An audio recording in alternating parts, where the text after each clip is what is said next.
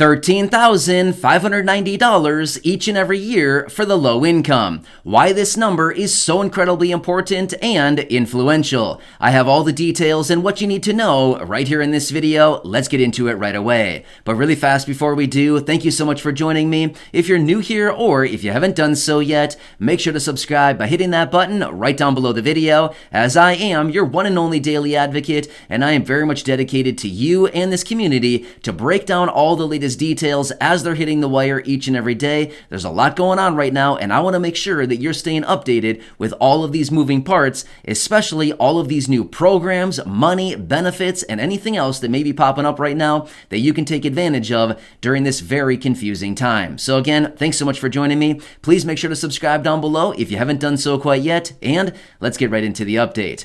All right, so I do completely recognize that the vast majority of you right here in this community are low income or fixed income beneficiaries of Social Security, including retirement, disability, SSDI, survivors, SSI, VA, RRB, or any other types of fixed income benefits, or like I said, low income. Therefore, we need to understand what these numbers represent very clearly, because honestly, this is all going to impact the low income and fixed income beneficiaries. That number that I mentioned at the beginning of the video, $13,590 each and every year, is actually a very, very important number, because here's the thing. Benefits are pegged off of this number. Eligibility for programs or other benefits are pegged off of this number. It's a very important number, especially for the low income and the fixed income. Also, I do want to throw this out there as well. Any potential raises coming to benefits, as in all of those benefits I mentioned a second ago, any type of substantial raises to these benefits, once again, are going to be pegged off of this number. Again, the higher that this number gets, the better and the more beneficial it becomes for the low income and the fixed income. So, as you can see here, it's a pretty important number. I want to run through all the details on this. I want to break everything down for you, let you know what this actually means, as well as what raises could look like for benefits going forward, as well as what this number actually means for the low income and the fixed income. So we have a lot of different details to walk through in this video, as well as some numbers and the full breakdown of everything for you, including all the beneficiaries I mentioned. And I do have some specific numbers for those people receiving Social Security, retirement, SSDI, and survivors. And then, of course, some other specific numbers in regards to SSI beneficiaries as well, right? So, as you can see here, it's pretty important. One more thing I want to quickly throw out there. The inaction of Congress over the last year or so. So last year in 2021, the simple fact that Congress did not take action actually means that this number has gotten bigger. Therefore, a bigger number means more benefits for you. It's a pretty good thing. So simply because Congress did not act last year, it actually means that potentially more money would be coming to you. Again, a pretty good thing right there, right? And one more thing I want to throw out there as well. This number, again, we have to remember, this number represents your benefits, your lifestyle, your livelihood, your money, and your future. Therefore, this is a very important thing that we need to understand, right? Because your monthly benefits, I would be willing to bet the vast majority of people, and honestly, the statistics and all the reports are showing this as well, that the vast majority of people who live on a fixed income, the fixed income on a monthly basis accounts for the vast majority of the income for that individual. The reports are showing all this. So I'm thinking that probably a lot of people out there, again, I can't assume, I don't know everybody's situation. Everybody's situation is very different, but I do know, because the reports out there are showing that somebody receiving Social Security, retirement, or SSDI or SSI, that accounts for the vast majority of the monthly income. And again, I'm just speaking from the reports. So anyway, let's get into it and talk about what this number is and what this actually represents. All right, so let me talk through the details on this, and then I want to break this down as to what this could actually mean for your monthly benefits and how this could actually translate into a much higher benefit raise going forward. All right, here's what it comes down to. $13,590 is the federal poverty line in 2022, right here, right now.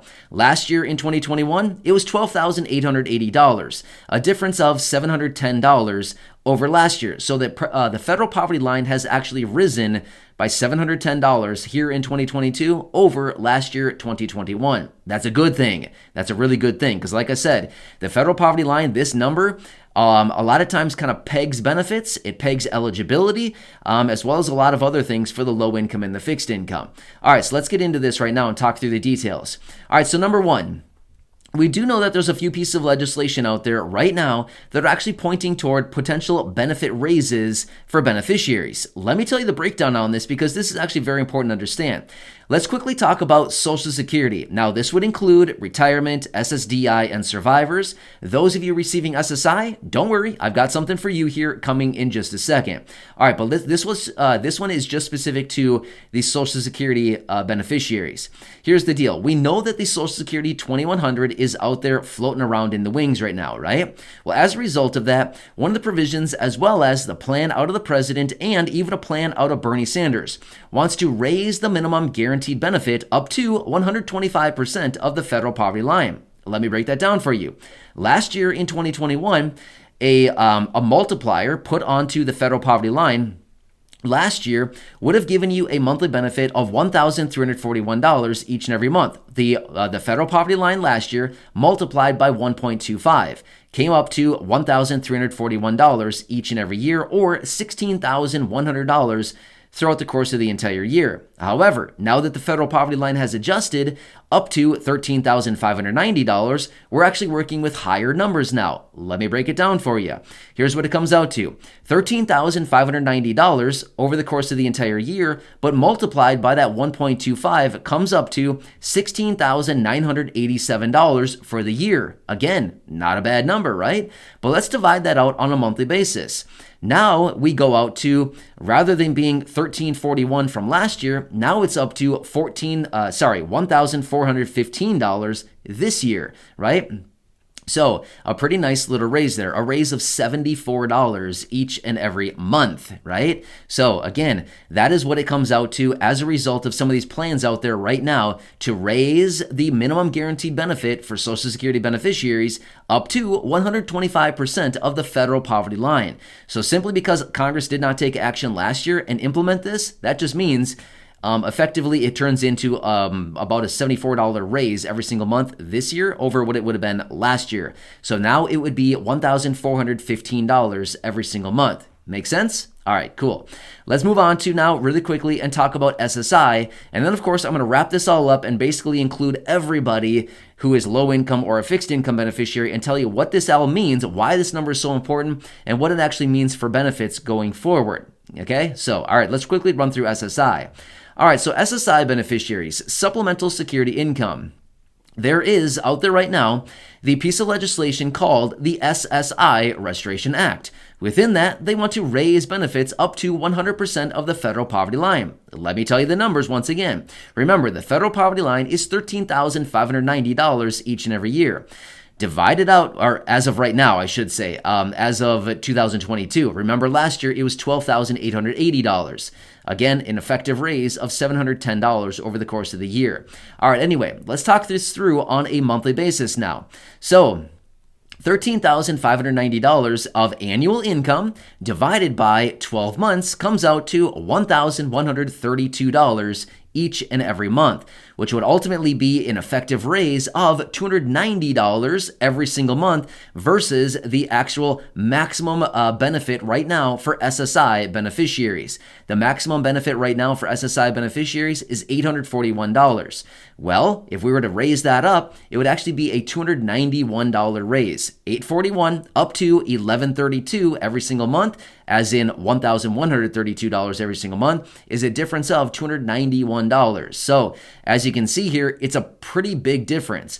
The simple fact, once again, that Congress did not act on this last year, the raise would have been last year, if they would have actually implemented this, it would have been a raise of $232 each and every month. So simply because they didn't act, it's about a, what is that, $59 raise? I think I'm doing the mental math correctly. Yeah, it's a $59 raise every month simply because Congress didn't act last year, right? So I always feel like when you don't act, you got to pay, right? In this case, Congress, they didn't act, therefore pay up, right? And it's actually going to be in the benefit of the fixed income beneficiary. So anyway, ultimately, it's kind of a cool thing. So the federal poverty line being adjusted to that $13,590 ultimately results in a pretty substantial and honestly a pretty healthy raise for a lot of people. This would be actually very, very beneficial for millions and millions of beneficiaries. This would be some pretty cool stuff, right? Just think of what that would do. Let me give you a quick example really fast here. Let's just say that you're an SSI beneficiary, right? You're getting the maximum benefit, $841 every single month. What would it do to your life if all of a sudden your benefits were raised to the federal poverty line and they started giving you an extra $291 a month or a maximum of $1,132 every single month? Would your life be changed a little bit or would it be the same old? Well, I'm guessing it'd probably be a little bit easier, right? Nearly $300 more per month, I'm guessing would probably be a little bit of a relief to a lot of people. Don't get me wrong. More is always better. I completely understand. More than that would certainly help out a lot more. But, if you got an extra nearly $300 a month, I think all of us could probably agree that would be a pretty nice little change for a lot of people. It'd be the difference of having, a full fridge throughout the course of the year and pantry, or versus kind of a slim looking fridge and pantry throughout maybe the second half of the month, or maybe the vast majority of the month, right? It's a difference of being able to maybe run your air conditioning throughout the entire summer versus just cycling it a few times throughout the day to maybe get a little cold air pumping throughout your house, right? Or maybe the difference of turning the heat from 65 to maybe 69 or 70 degrees during the colder months of the year. You kind of get what I'm saying? I think we all understand this, right? We're all on the same page here. Anyway, that's the difference between the federal poverty line from last year and the federal poverty line this year and what it would actually mean for benefits going forward. A pretty big change. Now, let me throw this out there really quickly. I want to wrap this video up because I know it's getting a little bit long here. I try to make my videos relatively short and just try to make them as quick as possible just because I want to be as respectful of your time as I possibly can. All right, let's throw this out there really quickly as well. The federal poverty line is also a measure that actually indicates how eligible somebody is for benefits like SNAP, Supplemental Nutrition Assistance Program, as well as other things like TANF, Temporary Assistance for Needy Families, as well as the ability to get maybe housing vouchers, take advantage of Section 8, or a variety of other things out there, programs like CHIP, the program for food benefits for children, things like this, or maybe WIC, Women, Infant, Children, things like this. I mean, literally, the programs are on and on and on. There's so many programs out there that are focused on the low income and the fixed income, and a lot of these are pegged off of your income in relation to the federal poverty line. A lot of times, in order to draw on these programs, they say your income must be at the federal poverty line, or 125% of the poverty line or less, or maybe 150% of the federal poverty line or less, or maybe they say something like your income can be up to 200% of the federal poverty line.